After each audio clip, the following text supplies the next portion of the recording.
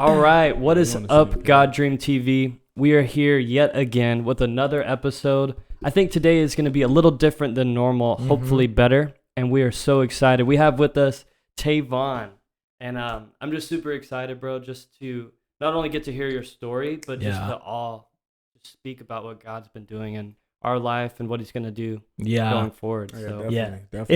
It's just cool. Like for anyone listening, you guys obviously more than likely probably don't know Tavon. But the way that God brought him into our lives and just what God's been doing in his life is phenomenal. He's an artist. I wouldn't even say that he's a quote unquote Christian artist. I think he's just an artist that loves the Lord personally. Absolutely. And just the story of like the connections, the people that God has like orchestrated together to bring him to where he's at now. And for him to be able to like kind of follow his God dream has been insane. So, bro, honestly, like just like kick us off with how the heck you ended up here. Man, it's a crazy story, man. I can honestly say though, like 3 months ago, I would have had no idea that I would be here. Like if you would have told me 3 months ago that I would be in Allen, Texas, outside of Dallas, Texas, with the community that I'm around now and the church that in the community in the church, like at 1132, you know, where I'm involved at right now, like just the place where I'm staying, I would have thought you're crazy. It's like, it's no way, man. But man, it's, so, you know, we have the quarantine going on, you know, this past summer and, you know, COVID, which has been crazy. And it's like, you know, a lot of the churches have closed down. So it's like no church services. And that's so true. Just like kind of no more community, no more consistent, like meeting up with people. So you're really on like by yourself. And man, I was like in quarantine, like I was like by myself for like 2 months. I actually did quarantine. I know some people who actually like, went out, you know, broke the rules. Like, like I was actually like, some people are like, we're quarantining. You are, like, boy. I had a rough cut. You know, it's been like a few months since I had a cut, a rough beard going. Like it was tough. It was rough, bro. But now it's crazy because, you know, I'm staying with, you know, my grandma and my step grandpa, and you know, I'm there, and you know, I was in a bad season. It just like, you know, everything I was saying, like I didn't have my community really. You know, I didn't have like a church to really go to because the doors are closed. So it's like I was far away just from, you know, the presence of God. Just that peace. And I really like, I was in a bad season. I got it in a a pretty low time. Like I was pretty depressed at some times. I was, you know. Do you feel like you were like isolated, or you think you felt more abandoned than anything else? I would say a mixture of both. And the isolation can come from the world circumstances, because I feel like a lot of us felt isolated, but the abandonment sometimes can come from my own personal emotions and feelings, because, you know, we can be sensitive to things. And I know that, you know, it's sometimes because, you know, in my past community and, you know, in the city I lived in, you know, I had a community, you know, I had people, I had friends before all of this COVID, and it just sucked because I feel like, you know, I didn't hear from a lot of people. You know, it sucks because, you know, and when you're not in a right standing with God, like when you're not in that like right sound mind, small stuff like that will start eating at you. So now you said, you know, abandonment or just isolation. The isolation, when you're isolated and you're not in the right standing with God, you start to feel the sense of abandonment, and it's like emotionally it eats at you. That's so true. Because you become, when you're not dependent on God, now you're depending on people. And when they're not there for you, now you feel abandoned. And it's like, it's literally our natural human instinct. It's like, okay, we're feeling a type of way. I want somebody, a brother, you know, a sister, somebody to come and like give me some courage words, you know, just like, you know, or just that friendship, or just, you know, something, you know, from another person. Like Kevin Hart when he's like, help me. Help me. Please help me. But no, I was stuck. I was like, I had a bad black cloud over me, and I remember just trying everything that I could do to like get out of it. Like, I mean, I've fasted. Like, I'm talking like I'm eating like I've never ate a tomato like straight straight tomato. I've never eaten like a straight tomato. So like I'm trying to like fast. I don't think a lot of humans have, bro. Just grabbed a tomato. Just like I'm trying so hard to get out of it, but I just felt so stuck. Yeah. And so like I remember just praying, calling out to God, but at the same time, I still feel it. Yeah. Like I don't feel anything changing. Yeah. I'm like, God, why do I feel like this? Why are my thoughts doing this to me? Like, why I just don't like feeling like this? I pray. Yeah. I'm just being honest. Like I pray so much and I feel like nothing happens. Yeah. I wake up the next day still feeling the same way. Jeez. Yeah. Like I called my mom. I literally called my mom one time. Like I called my mom and I told her. Like I literally told. Like I called her in tears. I was like, Mom, I'm having some very bad thoughts right now. Yeah. Like and I was like, I'm having some very bad thoughts right now. It's not healthy. And it's funny because I'm usually the one trying to get my mom to come to church with me. And her seeing me in that setting, she was like, Tavon, she was like, you're not. She was like, this isn't you. This doesn't sound like you. She was like, Tavon I know is a warrior. Yeah. She was like, the Tavon I know wouldn't be talking like this. Yeah. And dang, that's incredible. Yeah, man, I was having some dark thoughts, man. And it was like, as dark as they get. Like, feeling like I'm, and you said abandonment. And it's just that. That feeling of abandonment came from the whisper of the enemy. Mm-hmm. Yeah. For sure. Because I know that there's people that love me. Yeah. Mm-hmm. I know that there's people that care about me. Yeah. But when you're isolated, that voice gets louder. Yeah. And it like shuts down everything that God had already told you or that God revealed to you. It's like that voice gets louder. It's so trippy because we were just talking about this with Sammy on Wednesday before service. On how like if a house is vacant, if a house is abandoned and no one's living in it, it like falls apart way quicker than if you're constantly in it. Even if you're like the messiest person in the world, like a vacant house will just destroy itself. Same thing with a car. Yeah. If you never use a car, like it's gonna die. Yeah. And so those feelings of abandonment obviously led you to like more and more like, what is it, like what do they call where you're like pretty much destroying yourself? Yeah, you're just sitting there just like, it sucks. Like you're just sitting back like, just like, no, like just no. You're just like, oh my God, what is going on? Like you can't, it's just like you can't get out of it. Like, and of course, when you sitting there, like I'm gonna be straight up, like I'm sitting there collecting that unemployment, chilling. Mm-hmm. I don't have to go nowhere. Yeah. So it's like it was some days I stayed in the bed. Like I literally stayed in the bed and it's like I started watching Naruto. So I'm just like I'm literally in the bed, just ice cream, like brownies, like DoorDash, like like they come drop it off at my door. Like drop it off. Yeah. And like I'm just I don't know, man. I literally like stuffed myself. I was just like in my bed, just feeling abandoned, man. And that, like I said, that abandonment, it was a lie from the enemy, but at the same time, like there are some truths to our feelings. Yeah. Yeah. But at the same time, that abandonment, that the enemy's head voice was definitely loud. But just get into, how me being here happened. That's what I was trying to figure out. Like, I was just like, yeah, that's crazy. But how did you get here?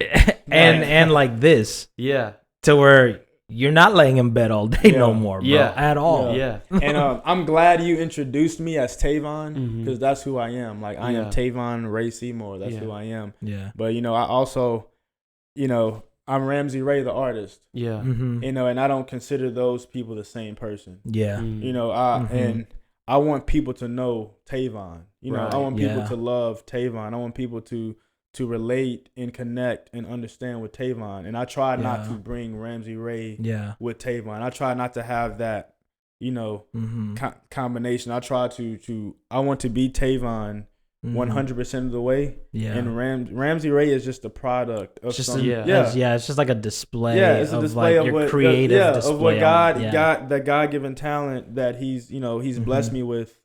But like that is the product. Yeah. But I'm Tavon, and that's one thing I struggle with. Yeah. Was just my identity and being comfortable in my own skin. I've had self-hate for the words spoken over me, and I've always wanted to be everything else but Tavon. Wow. And so it's like, and now it's cool because you have the choice. Yeah. Like, think about it. You have the choice to be Ramsey Ray or be Tavon, but you're choosing to be Tavon. Yeah. I mean, because Ramsey Ray can put on a huge front if he wanted to on social media. You know what I mean? Yeah.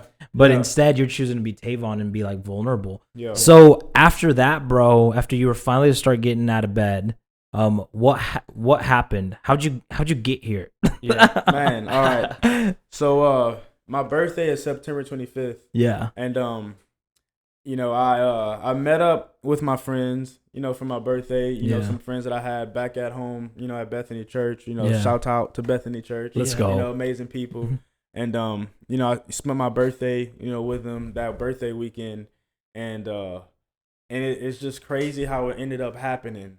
It's just crazy. But, my step grandpa, who I was talking about, we definitely did not see eye to eye.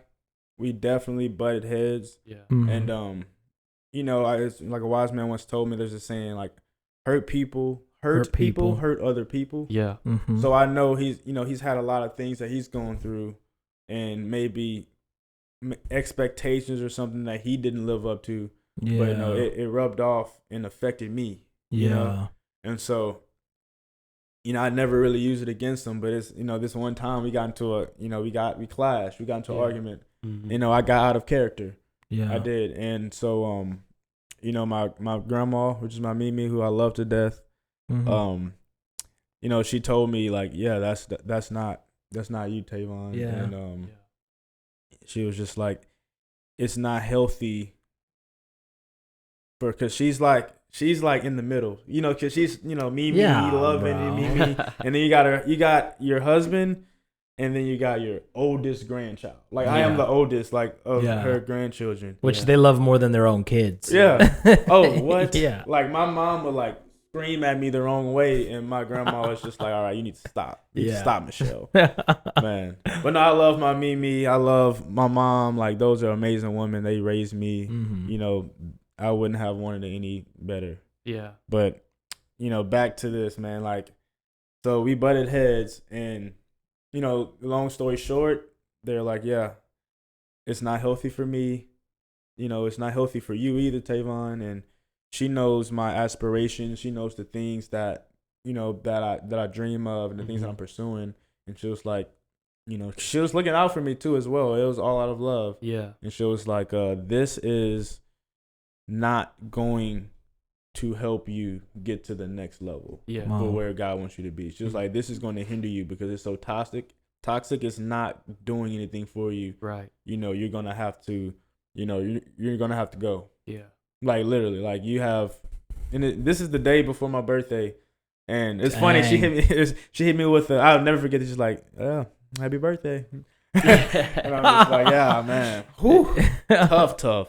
Yeah. And so, like, I'm in my mind, I'm just like, all right, I gotta go. Like, where am I gonna go? Mm-hmm. And I've been in this situation before, mm-hmm. where like I have nowhere to go. Like, where am I gonna stay? Like, I'm staying on somebody's couch, or the flood in 2016 happened. Yeah. Mm-hmm. Like, Man. and yeah, literally, That's like crazy. Me and my boy Nitro, we woke up and like water is like up below our knees, and we're in the shelter. Like, where you gonna go? This is like I've been in some crazy situations. Yeah. Yeah. And I don't know. I'm the type of person, like, I hate just having to just rely on people and just feeling like a burden. And like I felt like I've been that. Mm-hmm. Just like, here we go, Tavon. He don't have a place to stay. He struggling with his job. So at this point, because through quarantine, like I wanted to come out a different person. Like I didn't want that old person to still be. Yeah. Like, so I didn't want to result back to everybody, like, I need somewhere to stay. Yeah. And it's just like the whole Tavon, like, just need somewhere to stay. And I'm just like, need rides, don't have a car, struggling to keep a job, just. Yeah. And so, like, I'm just like, God, like, I was like, what do I do? Like, I'm 23 years old. I'm in I just got kicked out of my grandmother's house. Like, what am I doing? Yeah. And that got to me. I'm just like, what am I doing? Yeah. And then that's when the discouragement comes with my music and everything. And I'm just like, I'm doing music, but like, I mean, it's just really because the enemy's voice can come. Cause bro, I've had people laugh at me when it comes to music, or just dude, you're not really gonna go anywhere with that. Like, you need to get you a side hustle to fall back on. Yeah. But it's like, I'm starting to think like, is this really it? Mm-hmm. Like, it's just like, I'm 23. I feel like if it's time, it would have been time. You know? Yeah. So, I have to go, and I have 3 days to do it. And so I have a friend come in town from Houston, and he was in town for my birthday. Mm-hmm. And, he was there for the weekend, and we actually had a disagreement on my birthday. Yeah. And it kind of like, we butted heads. A few of my other friends butted heads. And it definitely, it was bad. Yeah. It was pretty bad. Yeah. But I can say, man, none of us are perfect. Yeah. Like, you told me one time, like, man will always fail you. Like, I'm going to fail you. You're going to fail me. Like, the pastor that you look up to, he's going to eventually fail. He might not be big, but he's going to fail you. God will never fail you. So just putting your trust in other men, like, we have flaws. Mm-hmm. Yeah. So it's like, but we were strong enough to just move past the disagreement that we had. Yeah. And we were just like, man, screw it. We had a disagreement. We butted heads. But, it is what it is. Like, we're not going to have this stronghold. We're not going to, like, hold that grudge. Right. Like, what's the point? Mm-hmm. And so, like, we talked it out. But it's the last day. I wake up.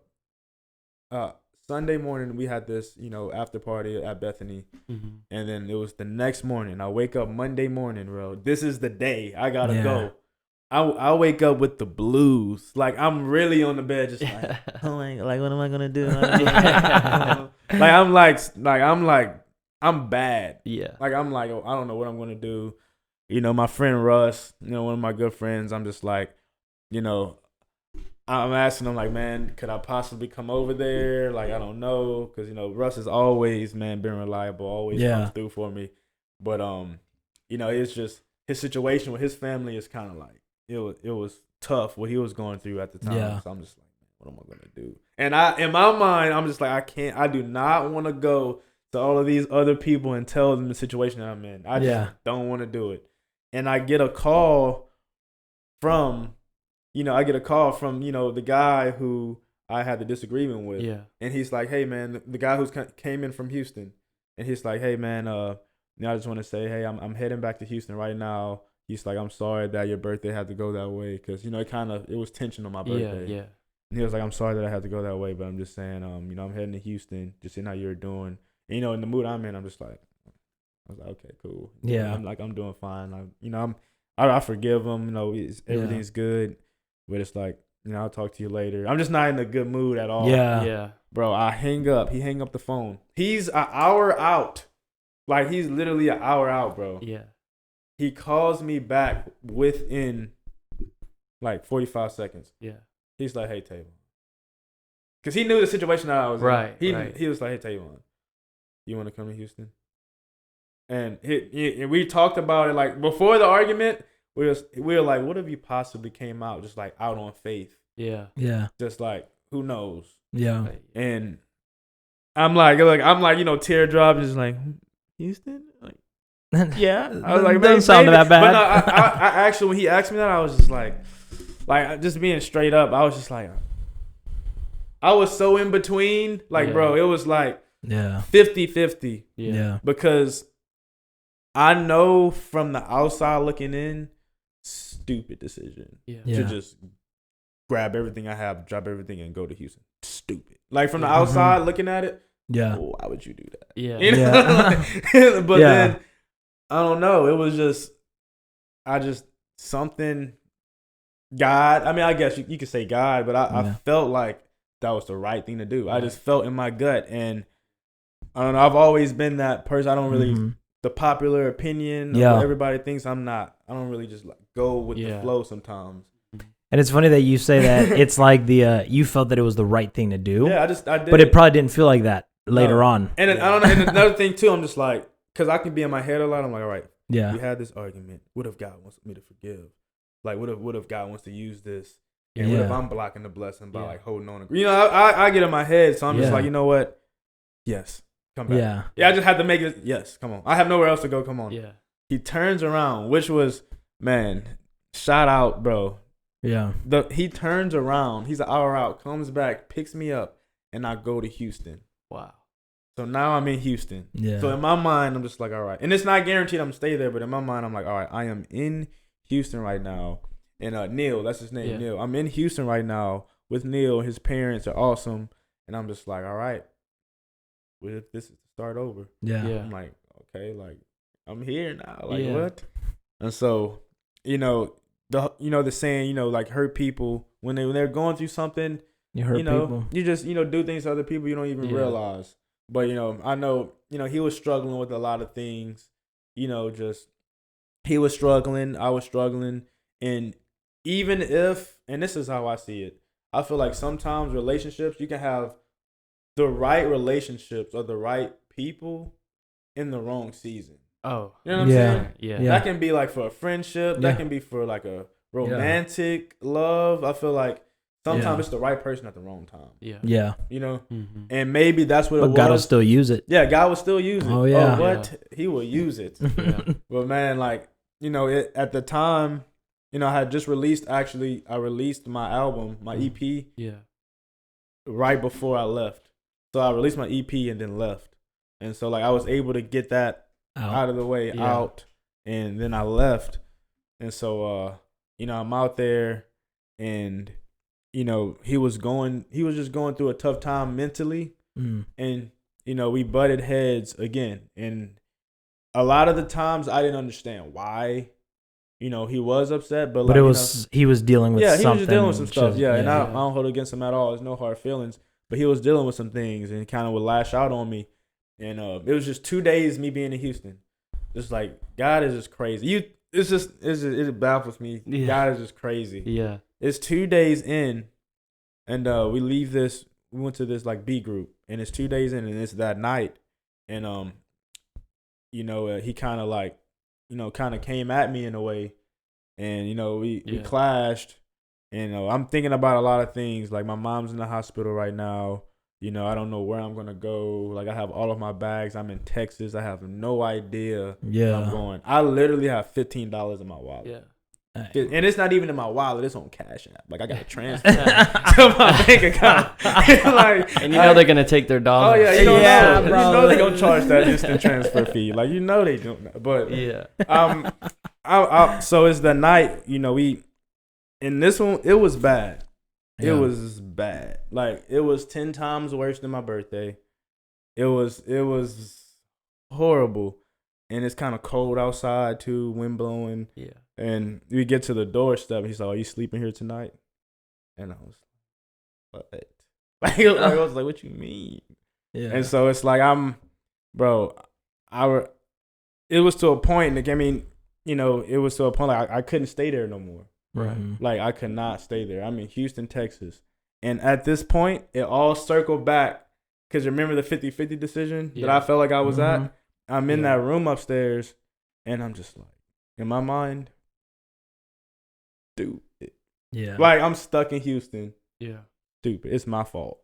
I can't tell nobody. Like, I'm like in between. Like, I can't tell them back at home, because it's going to make me look stupid. Because I already know, like, why would you even do that? Yeah. Like, like, you know what I'm saying? You are, like, how it is. Like, why would you go with him to Houston? Yeah. Honestly, like, why would you go to him with Houston? Like, know things that have happened in the past. You just like, why would you do that? Right. So I'm stuck in between, man. And, I call a few people. I tell them my situation. And I'm just like, bro, my back is against the wall, bro. Mm-hmm. Like, water up to the neck. And I'm just like, man, what am I going to do? Yeah. And so, like, I looked up a Greyhound to Louisiana.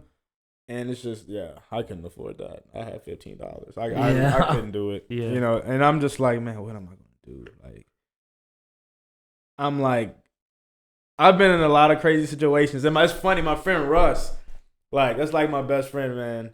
We always, every time we're going through something, like, we'll call each other, like, we'll give each other, like, words of advice. Everybody got that one person. Yeah. Barnabas. Yeah. Like, we were talking about. Yeah. But no, like, I call him, And I'll tell him like, bro, and the thing is funny because everybody I spent my birthday with, they just saw me. Like everybody just saw me. So I technically didn't say bye to anybody. Yeah. So I call him. I'm like, bro. He's like, what? He's like, what's up? I was like, because he didn't even know I was in Houston. I was like, bro, I'm stuck in Houston. He was like, what? He was like, how are you in Houston? He was like, what? When did that happen? Yeah. And I was like, bro, I'm stuck in Houston. Like, long story short, like I'm here, and I'm at Neil's house, and I'm stuck in Houston, bro. Like, could we possibly? I hit on, could you possibly come pick me up? He was like, bro, I can't. He was like, I can't do that. Yeah. He was like, not in my mom's car, I can't do it. And I'm just he hit me with, bro, I don't know what to say.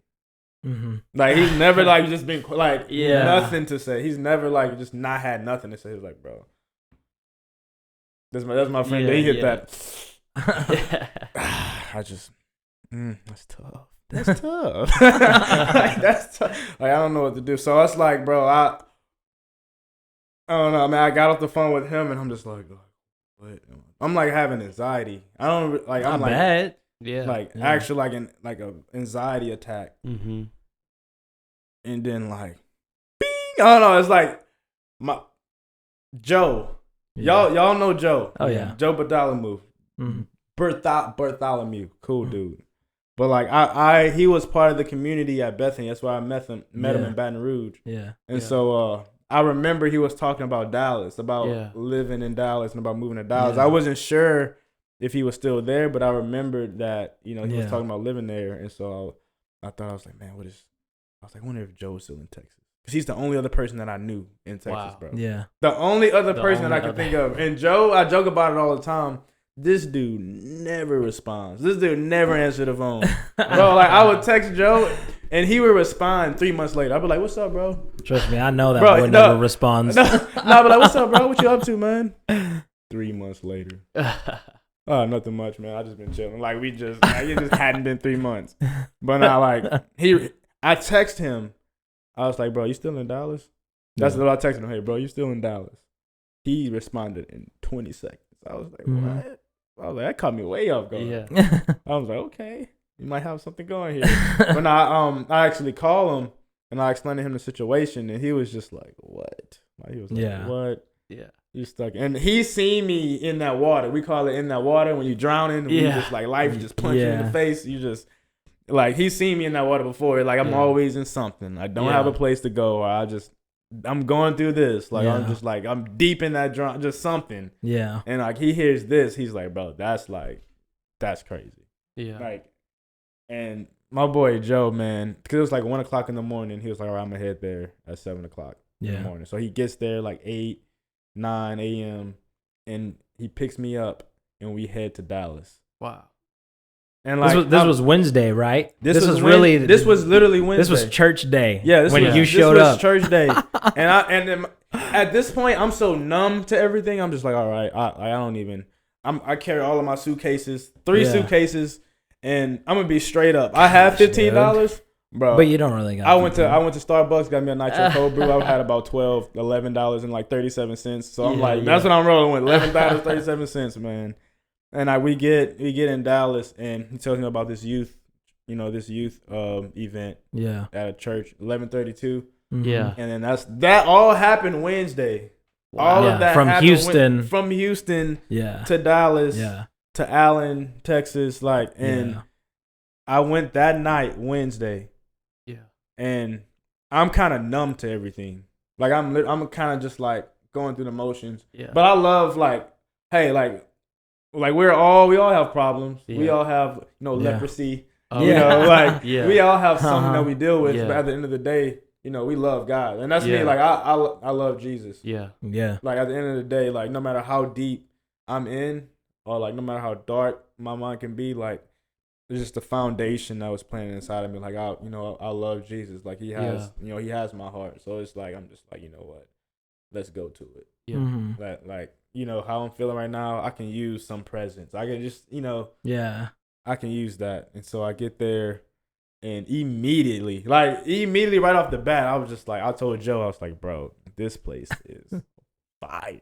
I was like, this is like gun smoke. That's like a level above fire, like gun smoke. Yeah. But then I meet this dude. Like it was prayer time. I came to pre-prayer, and you remember this? I don't know if you remember this. I don't know. I remember seeing you. We got you all in a big circle. Me. Yeah, we went in the big circle, and you prayed over me, and I remember exactly what you said. No, I don't even think you remember it. Probably no. Your Holy Spirit be moving when you just don't. But no, like you prayed over me, and you're like, God, I feel like he struggles, with feeling outcasted, loneliness, depression, and just that prayer. Just immediately, I was just like, wow, like because I was struggling with that. Yeah, wow. Like or at least mentally, the enemy would psych myself out with that. With being an outcast and with feeling lonely and just, depression and the suicidal thoughts I've had in the past. And like you prayed over me. I don't even know if you remember that. No. When you worshiping and your eyes closed, you try to look up. You're like, bro, because I didn't see him. I just heard him. Yeah. I didn't see him. And he walked off, and I'm just like, who's that? Who's that? That dude is fire. I was like, that man is prophecy. I was like, okay, I see you.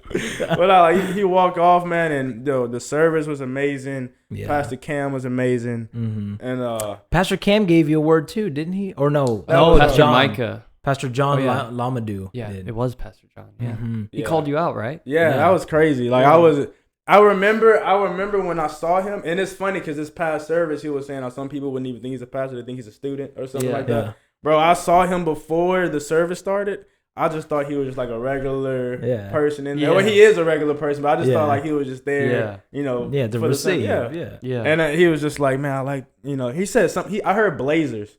He was like, yeah, I like the Blazers, man. And I thought that he was talking about like the Portland Trail Blazers. I was like Portland, like the basketball team? He was like, no. He's like, your shoes you have. And I was like, oh, I appreciate it. Thank you. And so he goes on stage, he gives a fire message. Mm-hmm. And I just remember like, man, the message was so, especially for that moment that I was in, it was so good. It was such like it was right on time for where I was at in my life. And then towards the end, I remember he just like randomly just like, hey you. He was like, hey you in the back of the Blazers. Mm-hmm. And I was just like, you talking about me? And so now he called me out and he gave me this message, this analogy. He was saying like, I see that, you've been like in a boxing ring and you've just been taking like punches, getting abused by the enemy. Yeah. Like, haymaker. Like I'm talking like. Yeah. You seen the first Spider-Man, like at the end, like Green Goblin? Oh, just like murking, like just like uppercut. I'm just flying, like I'm talking like taking hits. And he was just like, man, God is saying that you're about to stand victorious. Let's go. You're about to like, you're about to swing back. Like, you're about to like throw that punch back, and that punch is gonna come with force. Like, and that's was incredible. Just like, what? Yeah, which is cool because even you came so you came the youth service the first night. Yeah. And then I met you afterwards, like genuinely met you, because I think at first I remember praying for you. I don't remember exactly what I prayed for because I prayed for a lot of people that day. But afterwards we got together and we were like just chatting. Joe introduced me, and then y'all told me the story.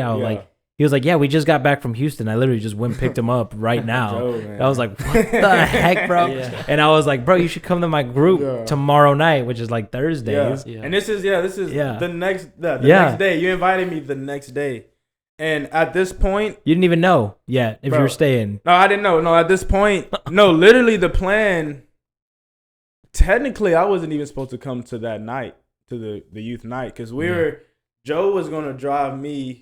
From there, we're gonna get some golden chick, a little bit of golden chick chicken, spicy. Chill a little bit, and then go, to Louisiana. Then he was like, you know what? Let's just stay one more night. He's like, he been driving, dude. Drove 5 hours there, and back. Like, that's fire. Like, that is, man. Yeah, that's a blessing. Crazy. Oh yeah, get you a friend like Joe, man. Yeah, straight up. But so at this point, I don't know if I'm staying or not. But in my mind, I'm probably going back tomorrow to Louisiana. But after the message, it's just like, I don't know. It was just like, whoa. Like, am I supposed to stay? Like, maybe I'm supposed to stay. And Joe, before I even said it, Joe looking at me like, chill out. Like, dude, chill out. You, like, stop. Yeah. And so we were like, what we did, we got a hotel for like day by day, kind of figuring out what we're gonna do, and so I'm staying like at a hotel, like trying to figure out what we're gonna do, and people were telling us like at the church at 11:32, like, man, y'all just pray on it, like worship, like get in that presence and like really see what God wants you to do, because at this point it's about what God wants to do, because like I have 3 bags, and like everything is like literally like drop. Everything. Yeah, it's like the story with the little boy with like the fish and the loaves of bread. Yeah, it's like you're like, this all I got. God, you're gonna have to multiply somehow. Yeah, make something happen. Yeah, I like to use the analogy of Madagascar. Like animals, they're in the box and they just land on shore. Oh yeah, that's like me. That's how I got to the island, Texas. I just like landed on the island. I'm just like, I'm here. Like, but the next, so I'm staying at the hotel, and the next day, the group you invited me to. I'm in there, and at this point I still don't know what I'm doing. And I remember, we have our prayers, and we introduce each other, and some guy walks up, about 20 minutes late, and like knowing him now, it sounds about right. But my boy Lewis, man. Yeah. By the way, guys, he's here in the room. Oh yeah, Lewis Christian right here, man. That's my boy. But now Lewis Christian, he shows up, and I remember like telling my story, and he was late for the story, so he didn't like hear the latter end, like the beginning of it. He just got the last bits of it. Yeah. And so we went out to eat, after that, and I forgot the name of the restaurant. You remember the name? It's like Gecko Cafe, I think is what it is. Gecko Cafe. Yeah. And we were both sitting at the end of the table, and we were like away from everybody else, but it's just us two. So we were talking, man. And I remember asking him if he knew any sports. He knew nothing. I remember, like I was talking about fantasy football. I was like, I'm looking at my team. I'm like, bro, these injuries killing me, bro. Like, what are you doing, George Kittle? But like, and I remember he was just like, I don't know what you're talking about. But he showed me his gymnastics, bro. This boy. Oh my god, dude's balance is ridiculous. It's just his. And his backflips, coordination from the ground. I'm just like, dude, this dude is fire. Yeah, this dude is different. But I remember telling him about, kind of the situation that I was in and how I really didn't know what I was doing at the time. And, he was like, man, I have this pool house that you can stay in. And I was like, you think your parents would be okay with it? He pointed too. He was like, I don't care what they say. He was like, come. And I was like, I feel like God needs me. He was like, I don't care. But he was like, yeah, man, you can come stay for the weekend. I don't know how long, but you can come and stay. So, me and Joe are kind of relieved. We're like, whoo. It was like, hey, you don't have to. The hotel kind of getting pricey. I put my $11 up on it. It's all good. But no, God bless Joe, man, for real. Man. That's for real. Dude. Yeah. But no, so I go there to the pool house, and I'm in there for the weekend. His parents are amazing. Dad, Mr. Morelli, amazing man, and Miss Linda Morelli, amazing woman. So we get to meet them, and I'm talking to them. I'm telling them my situation, and I was like, all right, after this, I appreciate y'all giving me this opportunity to stay here, but after this, I'm going to like last resort.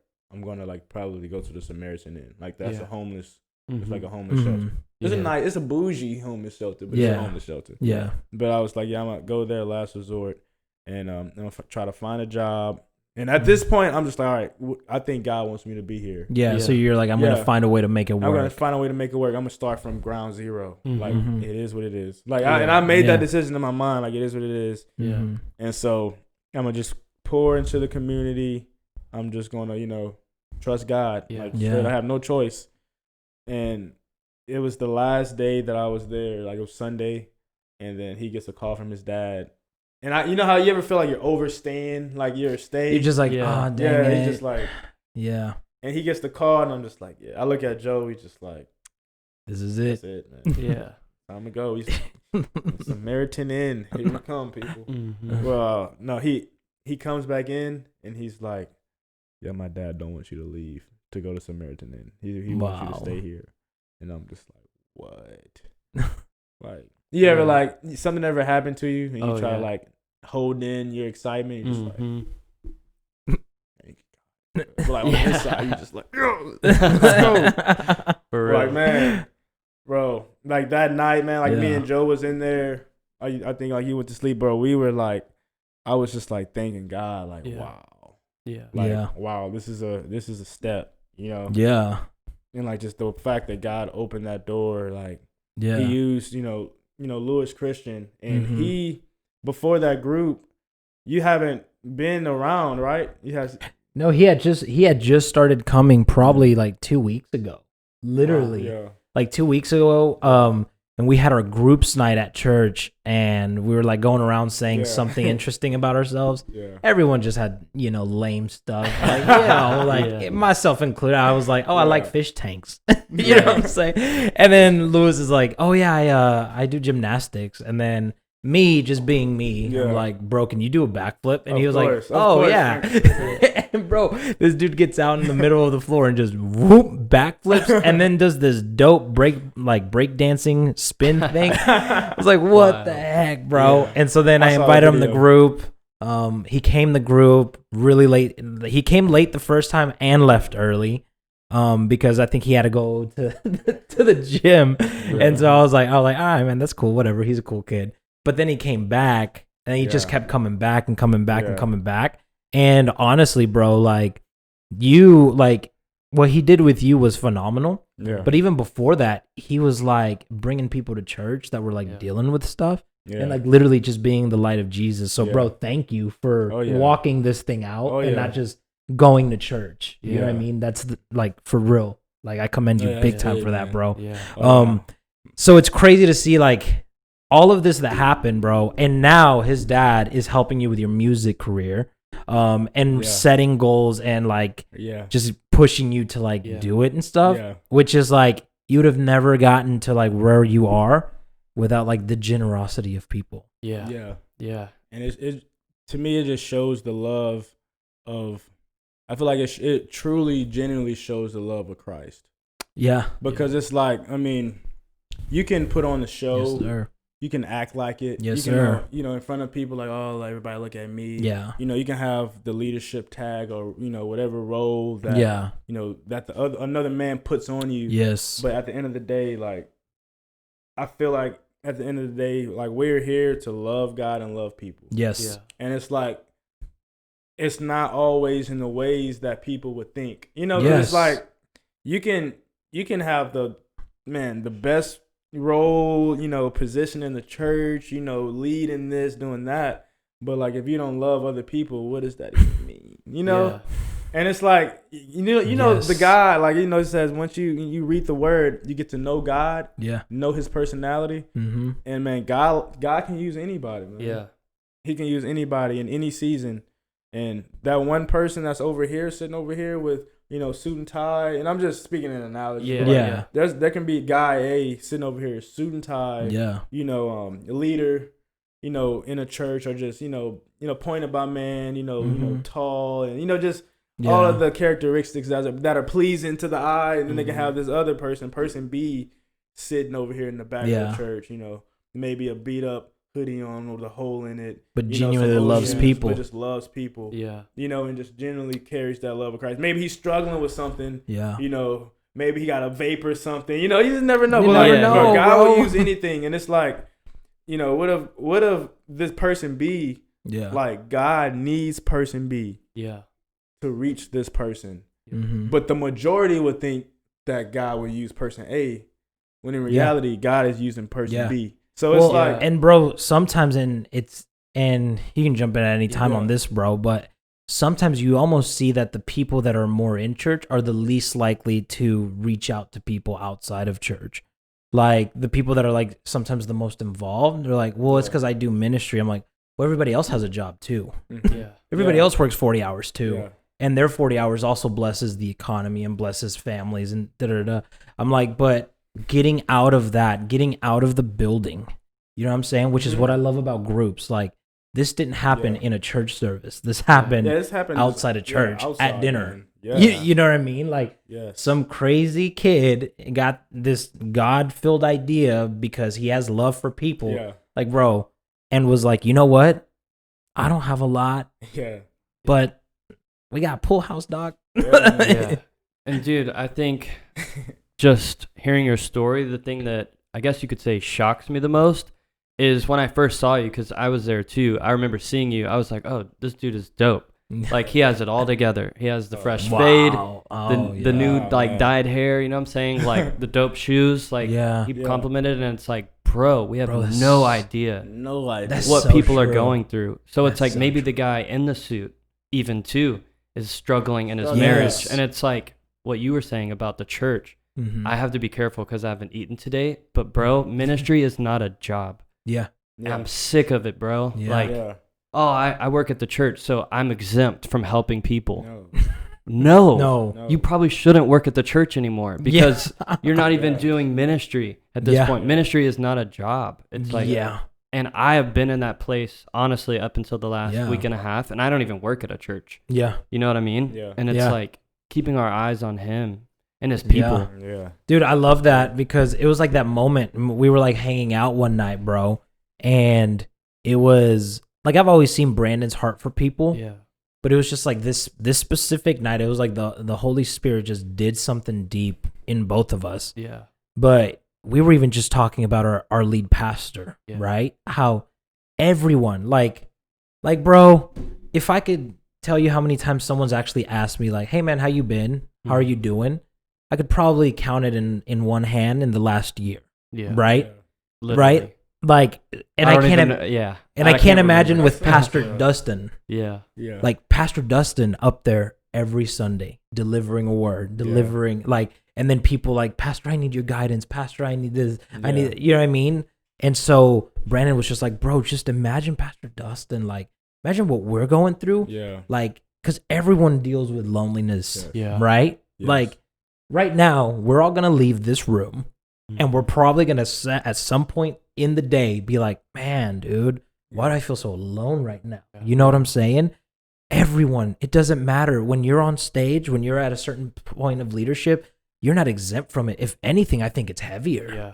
I think the loneliness is heavier. And I feel like that day, because of what me and Brandon were talking about and just being vulnerable, I caught a whole new level of love for people to where it's like, right now, I don't have any money to offer, bro. Yeah. I don't have a job. Yeah. You know what I mean? Yeah. I'm like, I don't got any money to offer right now, but what I do have is what like the Spirit has given me, which is love, gentleness, kindness. Yeah.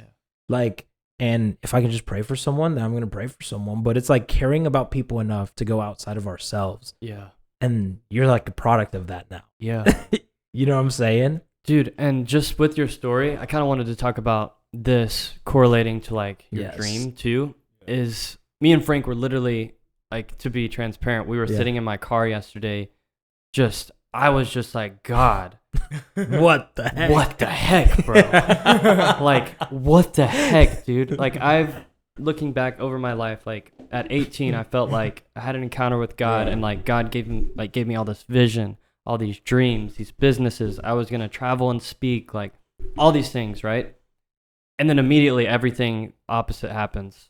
You know what I mean? Like, it's weird when God gives you a dream. Usually he takes you like, you know, I used to think it was to B, right? I think you have to go through all the letters. Oh no. You know what I mean? You got to go through all of the letters. And then backwards. And then when you get to Y, you got to go all the way back. Yeah. And then you get to B. And then you get back to B. And you just like, you go through the vowels. I feel like I'm in like a different language right now. I feel like I'm somewhere in like Chinese or something. Yeah. But, oh my God. Yeah. So I guess like all that to say, so you've been through all these things. You went from Louisiana to Houston. God's got you here in Dallas or Allen. Yeah. And it's like, you still have that fire for your dreams. Could you share with us what you're working on right now and like what it is that you feel like God's dream for your life is? Or you got to text your manager? Should he text your dad and be like, hey, Pops, can he talk about this? You don't have to say necessarily the specifics. Just kind of like. I definitely, I'm working on just getting, working on moving my career and getting it to the next level. Mm-hmm. Yeah. The next level is different for a lot of people. Like, what's your version of the next level? And, one thing, Mr. Morelli tells me is don't restrict yourself. Don't put yourself in the box. Wow. And don't put God in a box. Yeah. That's so good, bro. You know, like God That's is so so good, bro. big. You know, God is so bigger than what we can fathom. Yeah. And so, like, you know, big shout out to Michael Todd. I don't know. Yeah. Hopefully, you know, Michael Todd possibly see this. You know, he inspired me. But no, like, you know, one of the things that really sparked a fire in me was his sermon, the Crazy Faith series. Yeah. When he's just like, crazy faith. Was, you know, you hear in one of my songs, Moonlight, was crazy in one season, is faith in another. Yeah. So it's like, you know, I'm definitely taking the steps. And it's God, because it's like, man, if I'm here today and in the time of me staying there, you know, with Louis Christian and there, like, God provided me a car, you know, a job, like, just, bro, it's like stuff just boy, everything. It's just like happened. It was like, bro, I kid you not. Every group we had, Tavon came in just smiling, like with a new blessing. Like, it was that people losing jobs. Tavon's like, someone gave me a car, man. It was like, bro, favor, grace. like, dude, like, and literally. I think what it is maybe you know Leonard Ravenhill, but you'll have to show him that sermon jam if you haven't. But he said that he's convinced God does not hear prayer. He hears desperate prayer. Yeah.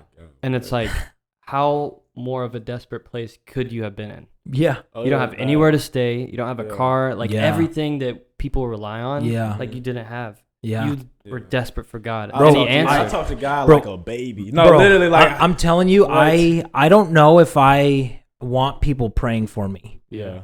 Unless you're desperate. Yeah. Like whenever I have someone that says, like, hey, you know, even just last night we had a situation, right, with one of the people in our community, and their dad's just going through it in the hospital. Yeah.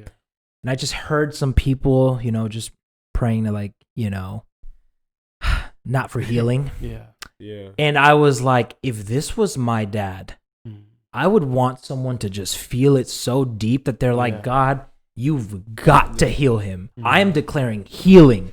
I'm not declaring maybe healing. I'm like, if you do it, you do it. If you don't, you don't. But I am going to take the initiative to believe crazy wise, right? Crazy. Because you have to be desperate. Yeah. You have to be desperate. Like, you don't just go to someone's house. Like, I mean, you see it all over the Bible and knock. Well, he didn't open the door. I guess I'm out. No, if you were desperate, you're there. You were pounding on God's door. Yeah. You were pounding on heaven's gates. Like, bro, send a blessing. Yeah. And it's not even a blessing. It's a practical need. Yeah. You know what I'm saying? Yeah. And he did. Man. Yeah, it's funny you asked me what I'm working on. It's you know, God will show us things, and I'll actually learn this from. I know I met this girl. She has a fire prophetic spiritual gift to where she can kind of like prophesy. Yeah. And she can kind of like, God will give her things like about you. And, you know, just how I am, I'm just like, I want to know, like, what's going to happen. Yeah. Like, you know, like, I want to know. I mean, it's just like, God don't want me to tell you. Yeah. You know, God doesn't want me to tell you. Like, and, you know, there's this quote, you know, a wise man once said nothing. Because sometimes you can interrupt a God's blessing. Yeah. You can interrupt a blessing really good. From what God has. Like, literally, for you. You can literally block so I can make a quote of that. You can block a blessing by speaking, by just talking too much. Bro, and like, there's some dreams too. Yeah. Like, dreams, like, you're not supposed to share with everybody. Or sometimes anybody. Yeah, for sure. And so it's like, I know I'm at a point now, I did a lot. In my past, I did a lot of talking and just like, kind of just sharing, because I'm just so passionate. Just like, you know. Yeah. Oh, yeah, and bro. Like, because we want someone to dream with us. We want someone to believe with us. But we usually get the opposite more than half the time. That's why when you meet people like this, that you actually can sit down and be like, hey, bro, like, man, I had this crazy idea. And then you find someone crazy enough to believe with you. Like, you got to hold on to those people. Dude, and I guess kind of as we wind down, one thing that I'm thinking about is like the word faith, like crazy faith, right? Crazy faith. We take calculated faith and calculated risk. Yes. And we strategize and we plan and we budget and we prepare. Yeah. But dude, like, I want to take crazy faith. Yeah, crazy faith. Where people think it's crazy. Or let's just put it this way, where it's actually faith. Yeah. Where it's actually faith. Like, if 2 + 2 = 4, and I know if I do this and I do this, I'll get this. That's not faith. Yeah. Like, yes, practically we need to be prepared so God can send it, right? You know what I'm saying? But at the end of the day, I keep going back to this, like Elijah on the mountain, throwing water on the wood. There was nothing practical about that, bro. Jesus rising from that, there was nothing practical. Noah building an ark. Make sense. I feel like faith, it doesn't make sense. God doesn't make sense. It just don't make sense. Yeah, like it just don't. That's why he don't show us certain things. No, he does. He's practical. No. What I'm saying is that what people say, but I'm like, think about it, bro. Have you even read the Bible, bro? Like, I can't get over this, bro. Christians like will read the Bible and act like it's normal. We're like, oh, that's so good. He got swallowed by a fish, and they're just like, bro, that's a largemouth bass, bro. He was in the beast of the belly. Like Jonah, bro. Beast of the belly. Bro, did we just read the same verse? Yeah, because I don't think we did, bro. I remember doing this really happened. When I first read that, I'm just like, okay, yeah. Well, and that's the thing. I think it's because we haven't gotten to a place where we believe the Bible. Yeah, like one of my biggest prayers has been like, God, help me believe you and believe your word. Because if we believed the Bible, we would be saying, bro, a dude got swallowed up by a whale. Yeah. This really happened. Yeah. This really happened. Like, if it was on the news right now kind of thing. You know what I'm saying? And survived. And, dude, I guess, like, as we get into that, too, it's like, if we really believe the Bible, and I know I'm trying to pursue God right now, but what would my life look like? Yeah. Exactly. I don't think it would look like it does right now. Because I can't say 100% that I'm living out everything. Yeah. You know what I mean? Same, bro. But hey, who else have done that, though, besides Jesus? 100% in God's will. No one. That's why it says, like, only he is good. Like, we are not good. Yeah. Only he is good. And it's like, I know this for a fact. Like, people are anointed. Yeah. You know, for a certain specific role that God needs them to play. It's like Noah when he was building the ark, when he was, struggling with alcohol, this and that. Like while he's building it, people are like insane, crazy. Yeah. He's a drunk. Like, no way, can't use him. But literally, it was written before, like God needed him to build this ark. Bro, imagine a drunk now saving him, building a ministry that's going to save the world. Yeah. What would we say? Bro, there's no way. You're constantly falling back into alcohol, bro. There's no way. You're not qualified. But we preach that God qualifies us. But we qualify people. Yeah. That's big, man. And bro, like, I think too with like church in general is it's coming back, bro, to prayer. Yes. Like, what did Jesus say he wanted his church to be? A house of prayer. House of prayer. Like, you know what I mean? Yeah. And that's what I think we're getting to. Yes. Bro, I think so too. And I think it's because prayer brings gratitude out of our hearts. Yes. And whenever you're grateful, you don't take it for granted. Yeah. It's just grateful and taking it for granted don't go together. Yeah. Right? Because when you're grateful, it means that you see the value in it. And I think Sammy's boss said this. Stacey Wallace has a great book called, I think it's like Empowered or Fueled by Fire, something like that. But she said, what's free is neglected, what's paid for is respected. And when we catch like a grateful heart in prayer, right? And it's like, I was like telling one of my cousins, because he was like, man, I just don't feel anything when I pray, but I want to. And he's kind of trying to like go on this journey with God. And I was like, bro, just pray and ask God to give you a grateful heart, or just start thanking him for the little things in your life, like your little girl, bro. Small things. Like, or thank him that your parents didn't have sex 5 minutes later, or else you wouldn't be here. It would have been someone else. I'm just saying, you know what I mean? Like, if you start thanking, then all of a sudden you're like, oh my God, dude, thank you. Thank you. And that comes out of a place of prayer. Yeah. So as we wind down, what is something you would say to someone listening that, let's just say they're in the similar place that you were. They feel broken. They feel lonely. Like they don't know what to do.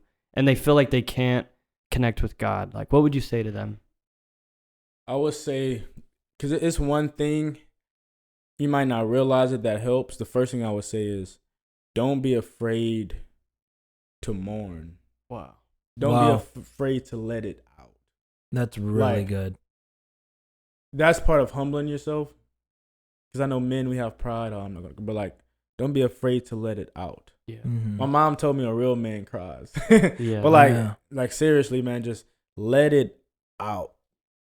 Like, even when you don't feel it, even when you don't like even think that God is listening, He is. Yeah. I've had moments I had no idea. Like, it's like God does not hear me. Like, I'm praying over and over again. It's like, it's the same old thing. I'm feeling the same thing. Have the same thoughts. Yeah. Like, I'm still, like, maybe I'm crazy. You know, like, maybe it's just me. Like, I'm just like, I'm just not it. Yeah. But no, it's like, just let it out. Like, I don't know. I'll be in his presence sometimes and just, when I say in his presence, like, I'll have my eyes closed and I'll just be crying out. Like, I'm talking like snotty nose. Like, just like a baby. And it's just another thing too. And I know it's like the cliche thing, keep moving forward, keep pushing. But man, sometimes you just gotta fight. You gotta fight back. Yeah.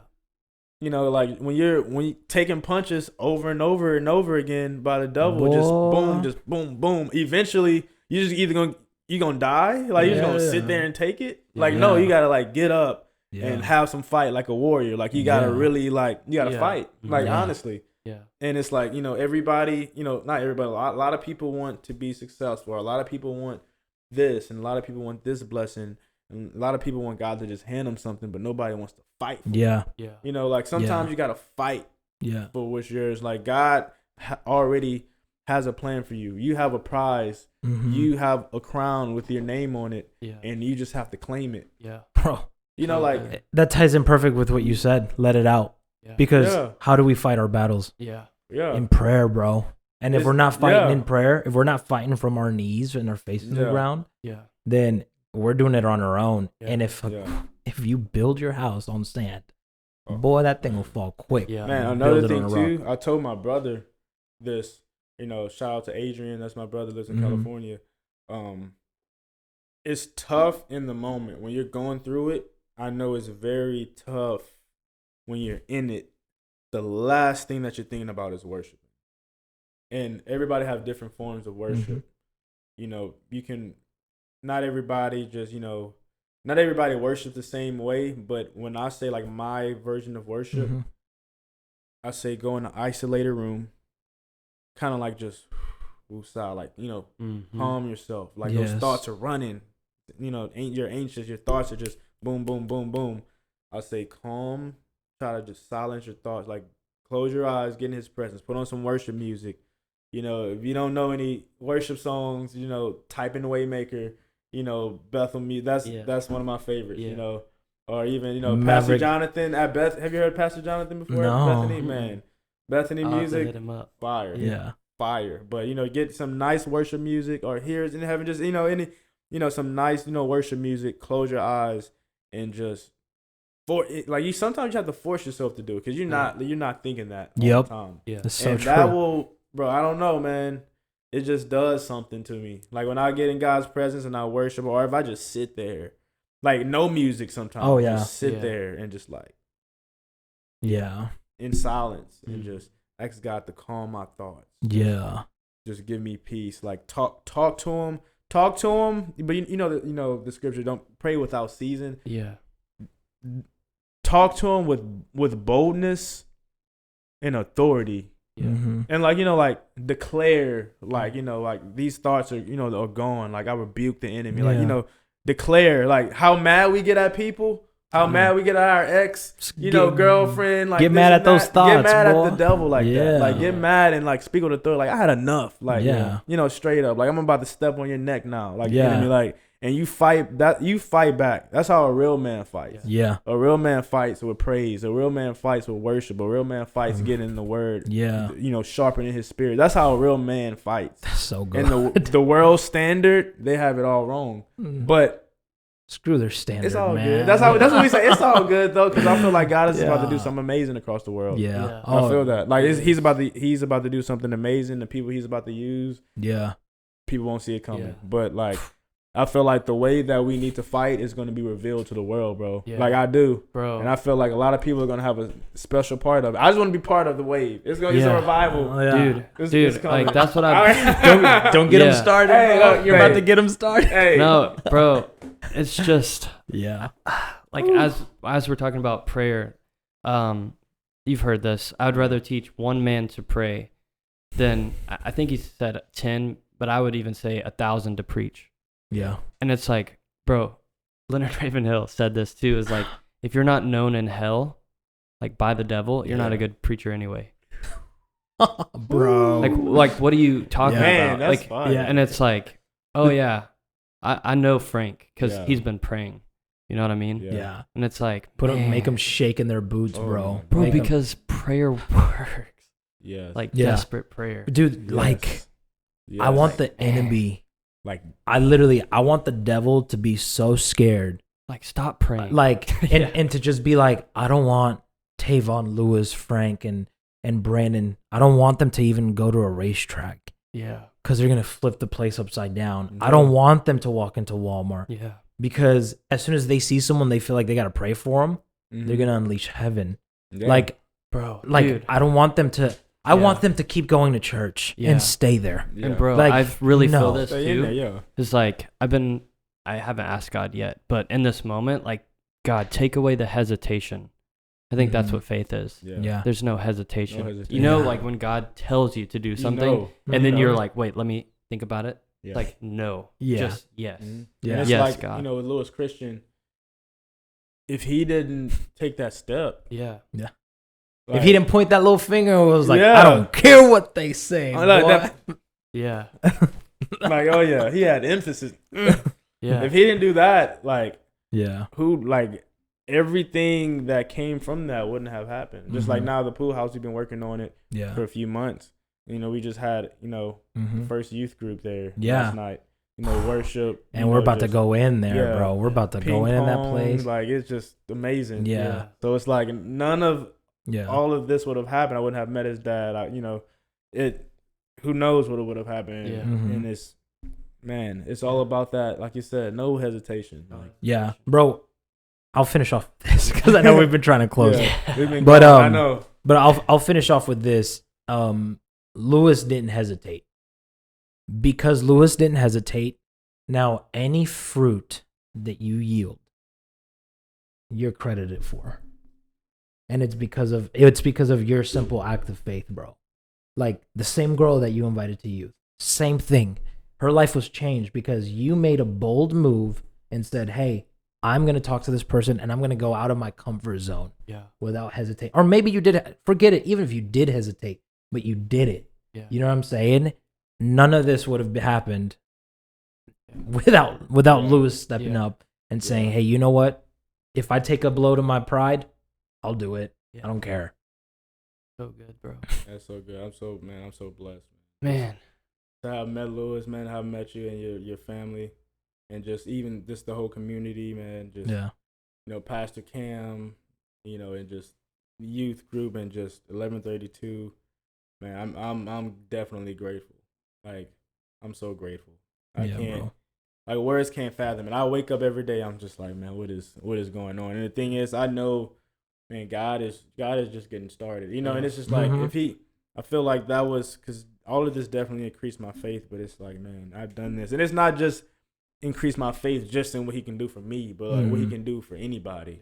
He can heal this person instantly if he wants to, because it's God. He showed that he can, he is God. Yeah. He can change something in the snap of a second. He spoke this world into existence. Like, he can just happen. He can make it happen. So it's like, man, it increased my faith in anything that God can do. Yeah. Oh, yeah. And it's like, man, sometimes it gets ugly before it gets good. Yep. Yeah. Yes, it does. So, yeah. You gonna close this out, way? Yeah, bro. Would you mind just like saying like a quick prayer for anyone who's listening, and that's how we'll close, I think. Okay, right on. All right, dear God, I just want to say, thank you for, us being gathered here, and for the people who are listening, are watching. But if anybody is struggling, going through anything at all, Lord, I just pray, Lord, that you ignite in them a fire, Lord, and you give them the peace from you, Lord, and I know there's a lot of young entrepreneurs, Father God, like a lot of young artists, a lot of young influencers with big dreams, Lord, and some might even have dreams for the wrong reasons and might be selfish ambition, Lord. But I pray, Lord, that as we step into this new season, 2021, just that you use that you put on their hearts, Father God, to just use all of their talents, all of their businesses, all of the money, just for your glory, and just to help spark a revival and just help people know the right way to fight. Yeah, Lord, show people you, those people who are so far from you right now, so far gone. Just reveal yourself to them, and and for God to just bless everybody's plans when you turn it around for His glory, and just for Him to be revealed. And we thank you, and thank you all in Jesus' name. Thank you. Amen. Amen.